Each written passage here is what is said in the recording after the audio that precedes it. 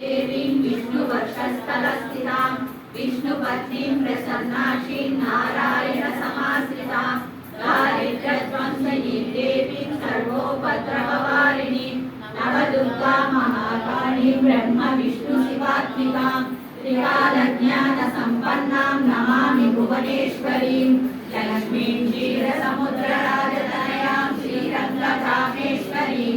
दासीभूतसमस्तदेववनितां लोकैकदीपाङ्कुरां श्रीमन्मन्दकटाक्षलब्धविभवब्रह्मेन्द्रगङ्गाधरां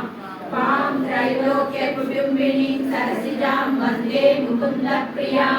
मातर्नमामि कमले कमलायतां श्रीविष्णुवृत्तकमलवासिनि विश्वमातः